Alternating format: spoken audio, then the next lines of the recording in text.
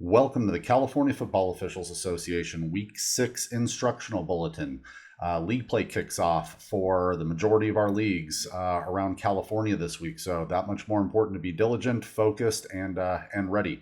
A couple of plays for alignment and for consideration this week. Let's get into it. Starting off this week, wanted to talk a little bit about goal line extended in our game here on Friday, and very different from what we see as fans on Saturday and Sunday. So wanted to talk through goal line extended a little bit. So let's get into it here.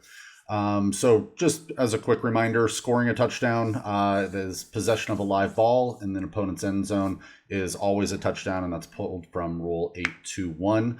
And then it's a touchdown when the runner advances from the field of play so that the ball penetrates the vertical plane of the opponent's goal line. So tip of the ball penetrates the opponent's goal line there. It is a touchdown. It's not like a safety where the entire ball needs to come out of the end zone. We'll get to safeties maybe later on this season. But any tip of the ball penetrates the vertical plane of the goal line, we have a touchdown. It's also a touchdown when a loose ball, either a pass or a fumble, is caught or recovered by a player while the ball is on or behind the opponent's goal line. And again, important to remember that the ball needs to only break the plane of the goal line to score a touchdown. It is not necessary for a player in possession to be in the end zone to score a touchdown there. So when we think about goal line extended, we need to talk about and discuss the pylons. So the pylons are positioned on the sideline out of bounds and are therefore out of bounds, and that's coming from Rule 432 there. The goal line is extended indefinitely only when a runner has a body part down in the field of play or in bounds. This rule on when the goal line is extended is different from NCAA and NFL rules. So you might not be the most popular person, when making this call, because a lot of our fans, a lot of our coaches, watch a lot of football on Saturday or Sunday and don't understand the differences between when the goal line is extended on Thursday and Friday in NFHS versus on Saturday and Sunday for NCAA and for NFL. So to illustrate those points, the goal line extended, what do we mean when we say contact is in bounds or in the field of play? Well, the diagram on the left just shows it. It's any contact in bounds or in the field of play. Easy. Contact then extends the goal line indefinitely and allows for the runner to score a touchdown. So that's that yellow line extending from the front of the pylon, remember, because the goal line itself is in the end zone. So again, that ball touches the tip of the goal line there. You see it penetrate the vertical plane of the goal line. We have a touchdown. And then we have an indefinite line that goes out of bounds if the runner does have a body part in the field of play. So in this illustration, the runner dives for the pylon and does not make contact with the ground or the pylon. This is not a touchdown. That little orange and yellow thing there showing that the runner, his elbow, hits out of bounds first. He is airborne. Elbow comes down out of bounds. This is not a touchdown. Given that this runner does not have a body part in bounds, down in bounds, the goal line is not extended. So in this particular case, the ball would be spotted at the foremost point in which it crossed the sideline. And you see the little star there at the B2. So we would spot this at the B2 and go for the next down there. In the next illustration here, we see that the runner dives towards the pylon from the field of play and has 1 foot touching in bounds at the B1. This is a touchdown. Given this runner has a body part in bounds, the goal line is extended indefinitely for this runner, and this would be a touchdown here. The next illustration, we have a player that completes a catch while in the end zone with a body part, his foot there at the top of the screen, touching in the end zone. As long as they maintain possession of this ball, this is a touchdown. Given that this runner has a foot down, the goal line is extended, for this runner. The goal line extended here, and we're talking about in this illustration, the player dives towards the end zone and contacts the pylon with their foot or any other body part. So touching the pylon puts a player out of bounds. The pylon is out of bounds. It is on the sideline, not in the field of play. So you need to understand and know where was the ball at the time the player is out of bounds. So we have got 2 scenarios here. In scenario A, the ball crossed the plane of the goal line. The ball was inside of the pylon, inside of the field of play, and therefore broke the vertical plane so that we have a touchdown. In scenario B here, this is not a touchdown given that this player is out of bounds when they touch the pylon and does not have a body part down in the field of play, so we would spot that ball at the foremost point in which the ball crossed the sideline. So again, here, just kind of summing up, in this illustration, we have a player that's a little bit parallel with the line of scrimmage, again, diving. This player dives towards the end zone and first makes contact with the pylon and then a knee in the end zone. So we've got the first touch, there is at the pylon, which is that number 1, and then the knee touching number 2. This is an incomplete pass if the receiver did not have a body part in bounds when making a catch. Generally, this is what coaches and fans think is a touchdown, but it is not a touchdown. This would be a touchdown on Sunday, but it is an incomplete pass if the first thing that this runner touches, once maintaining possession of the ball, is the pylon and then comes down in the end zone. Would not be a touchdown in this case. So to just kind of sum it up around goal line mechanics, and the next play that we're going to get into here is a little example of goal line. Flank officials, you own your goal line, specifically with 5-person mechanics, with 7-person mechanics. It's a totally different ball game because the F or the S may have goal line responsibility inside the 2-yard line. We'll get into that in another training.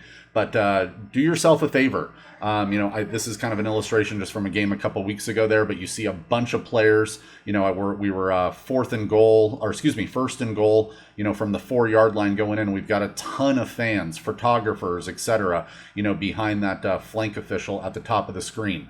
Clear all those fans and photographers out of your area to give yourself enough space to own your goal line. You never leave your goal line.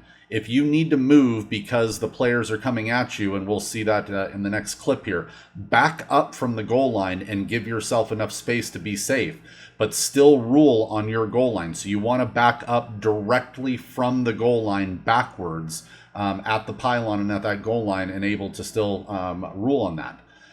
Pre-game with your back judge or your deep flanks if you're a flank official. Who is ruling on what? The flank will rule on a body part in bounds, or whether or not a body part is in bounds, and the deep can help with possession. Like fouls, a slow signal after confirming all the elements of a catch is not synonymous with a late signal. So we're getting into league play this week. Every point's going to count for our teams out there. We want to make sure that we're covering that goal line properly and ruling on touchdown or ball out of bounds properly. Let me know if you have any questions down in the comments. And let's get into our next play here with regards to mechanics. So quickly here on goal line mechanics, we're snapping from the 5-yard line going in. Not even sure what down it is. Doesn't really matter. But flank officials, your first step is to the goal line and to the pylon here. This flank official, is definitely out of position, still at the goal, or still at the line of scrimmage rather. First step needs to be the goal line because you do own that goal line and that pylon there. So if there was a tight play, there at the pylon, you want to be on it and back up, directly there. So your first step, needs to be towards the pylon. So you're there to rule on whether or not that player had possession of the ball when it penetrated the vertical plane of the goal line. So flank officials, I talked with a couple of you this afternoon. Some of you were saying, 5-yard line going in, 100%, your first step is to the pylon and then to come back. About the 7-yard line, you might want to quickly try to read the play, but then get to the goal line there as quickly as possible and own it.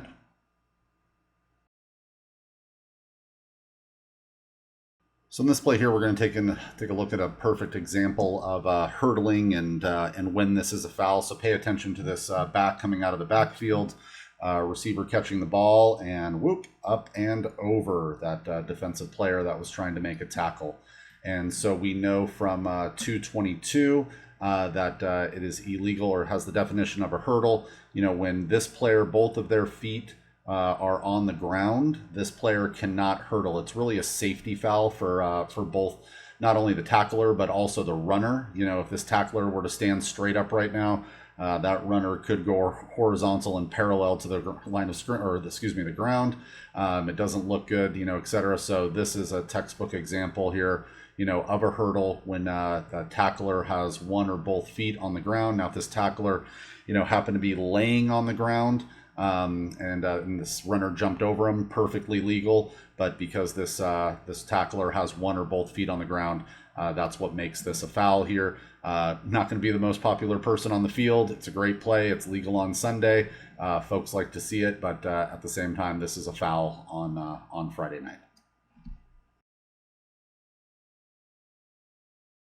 A lot of little weird things that came up this week. Pay attention to this receiver in motion, and when he comes back around, kind of really just running forward a little bit before the snap there, kind of looks a little weird. We'll look at it one more time here.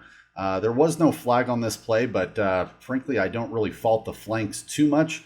It was very quick action and move, but definitely if you think about it, you might want to talk to the sideline here, because looking here at the next play that we'll get to. And so this next play is about 60 plays later, same back, same game, etc. here, and you can see kind of more of the exaggerated movement here as definitely going towards the line of scrimmage at the snap.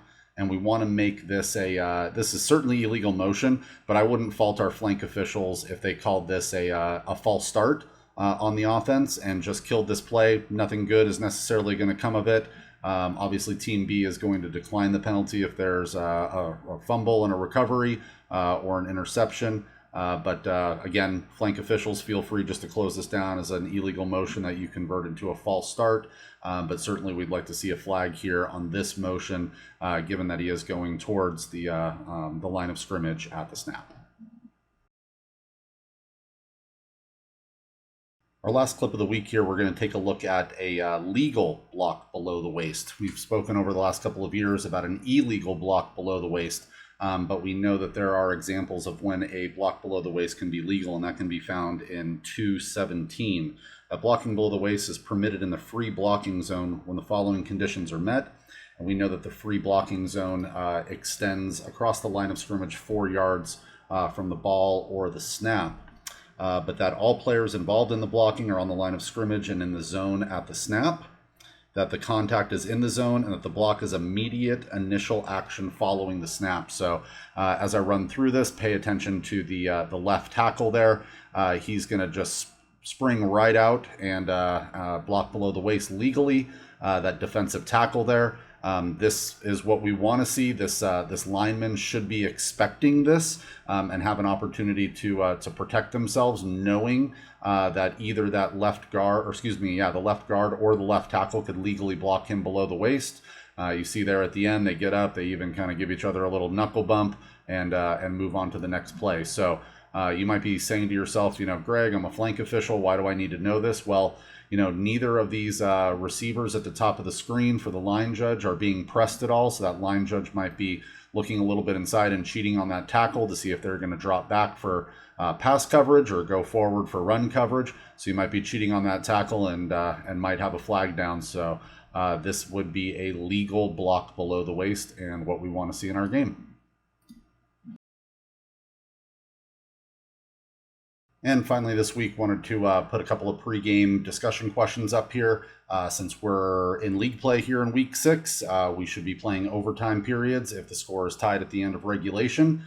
So this week, crews, maybe focus your pregame discussion on extra period rules, and you can get started with these 2 questions here. So second extra period, B21 intercepts A1's pass and runs for a touchdown. At the A3, B21 does a forward flip into the end zone. Is this legal? Is this illegal? What's the foul? Down and distance after enforcement, or is the game over? The second one here for discussion, the first extra period, B21 intercepts A1's pass and runs for a touchdown. After the interception and before the touchdown, B90 illegally holds A24 during B21's run. So again, down and distance after enforcement, does the touchdown stand? Just good questions to get it started. Again, someone be the expert with regards to overtime periods on your crews this week. White hats, assign it out to somebody.